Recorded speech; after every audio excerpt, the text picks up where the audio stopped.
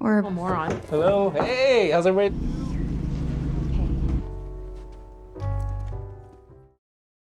Hey everyone, welcome back to the channel. Today we're diving into something really intense. Woman of the Hour. This movie is one part crime, one part mystery, and a whole lot of suspense based on the real-life story of a woman who unknowingly picks a serial killer on a 1970s dating show. It's a wild ride, and I'm going to walk you through the whole thing, scene by scene. So get comfy because we've got a lot to unpack here. Let's jump right in. We kick things off with Sheryl Bradshaw. She's this bubbly, single woman, and she's looking for love. So, naturally, she's a contestant on a popular 1970s dating show. Now, this show is one of those setups where Sheryl can't actually see the three guys sitting behind a screen. She asks them questions, and based on their answers, she'll choose one for a date. It all seems fun and lighthearted, right? Among the three guys, we meet Rodney Alcala. He's charming, he's witty, and he's definitely standing out from the rest. Rodney's smooth. He knows exactly how to play the game. But here's where things take a dark turn. While Sheryl and everyone else in the studio sees a confident, attractive man, we, the audience, get to see a completely different side of him. Rodney is hiding a dangerous secret. He's not just some bachelor looking for love, he's actually a serial killer. As Sheryl asks her questions, Rodney answers with this easy charm. He's playful, making jokes, and the whole crowd is loving it.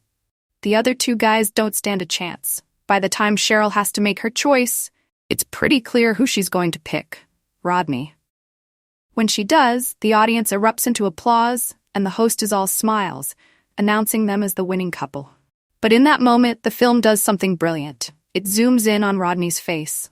His smile looks just a little too wide, a little too calculated. The tension is building, and we know there's something seriously off about this guy. Now, we fast forward to after the show. Sheryl's preparing for her date with Rodney. At first, she's excited. After all, she picked him because he seemed like the best choice, right? But then, this uneasy feeling starts creeping in. Sheryl can't quite explain it, but something about Rodney didn't feel right. She talks to a friend about it, casually mentioning that maybe she's just nervous. But the feeling sticks with her. Even before the date happens, she's having second thoughts.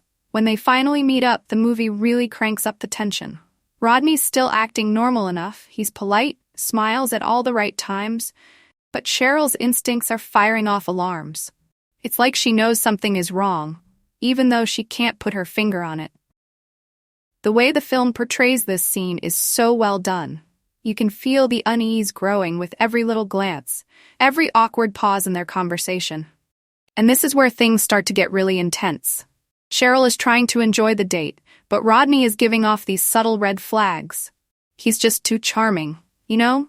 Like he's putting on an act, and Sheryl senses it. But here's the thing. She doesn't know what we know. She has no idea that Rodney is a serial killer who has done this before. And the movie cuts to these flashbacks that show exactly how Rodney operates.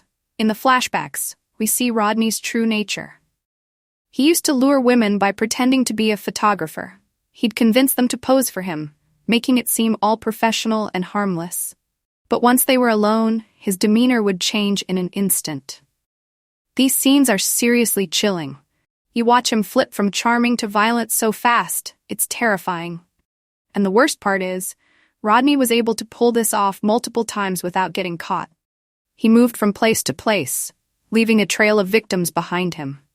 Back in the present, Sheryl is growing more and more uncomfortable.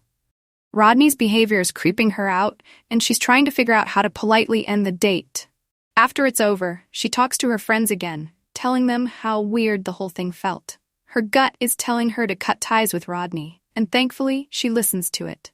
She cancels any future plans with him, which ends up being a life-saving decision. But Rodney? Oh, he doesn't let go that easily. The movie shows how obsessive and manipulative he can be when things don't go his way. There's this super unsettling scene where Rodney starts calling Sheryl over and over again, trying to get her to change her mind. He's persistent, refusing to take no for an answer. Sheryl's already freaked out, But now she's fully realizing that something is seriously wrong with this guy.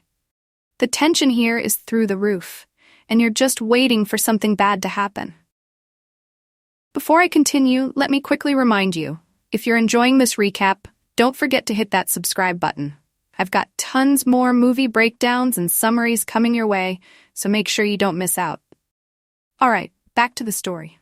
So at this point in the movie, we know that Rodney is dangerous, but Sheryl doesn't have the full picture.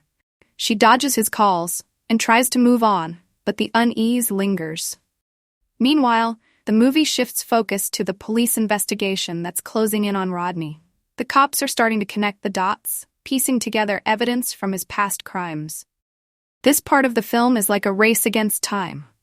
Rodney is still out there, and the police are working around the clock to stop him before he strikes again. As they dig deeper, the detectives uncover something horrifying: Rodney's collection of photographs. He had taken hundreds of photos of women, many of whom are still missing. The realization hits hard. This guy wasn't just some smooth-talking bachelor. He was a predator who used his charm to lure in unsuspecting victims. The detectives start connecting these missing women to Rodney, and the picture of who he really is becomes clear. The movie's final act is where everything comes to a head. The police are closing in on Rodney, but he's not going down without a fight. There's this intense scene where the cops are trying to track him down before he can claim another victim. Rodney, knowing the walls are closing in, becomes more erratic and desperate.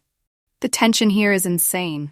You're just holding your breath, waiting for the moment they finally catch him. When Rodney is arrested, the full extent of his crimes is revealed. The film doesn't shy away from showing just how much damage he caused.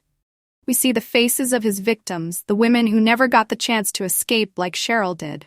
It's heartbreaking, and it adds this heavy weight to the whole story. Rodney isn't just some fictional villain. He was a real person who hurt real people, and the movie makes sure you feel the gravity of that. In the final moments of the film, we see Sheryl reflecting on everything that happened. She had no idea how close she came to being one of Rodney's victims, and the thought of it shakes her to her core. But at the same time, there's this sense of relief. She trusted her instincts, and that's what saved her life. The movie ends on this somber yet powerful note, reminding us of how important it is to listen to our gut when something feels off. And that's the full breakdown of Woman of the Hour. Wow, what a ride. This movie is such a well-crafted thriller that keeps you on edge the entire time. Sheryl's story is a chilling reminder of how easily predators can hide in plain sight, and how crucial it is to trust your instincts, even when everything seems fine on the surface. The fact that this is based on a true story just makes it all the more haunting. Thank you so much for watching. If you liked this recap, don't forget to hit that subscribe button and leave a comment below. What did you think of Woman of the Hour? Did the twist surprise you? Or were you expecting Rodney's true nature to be revealed? I'd love to hear your thoughts. And don't forget, I've got more movie recaps and breakdowns coming up, so stay tuned for that. Alright, that's it for today. I'll see you in the next one.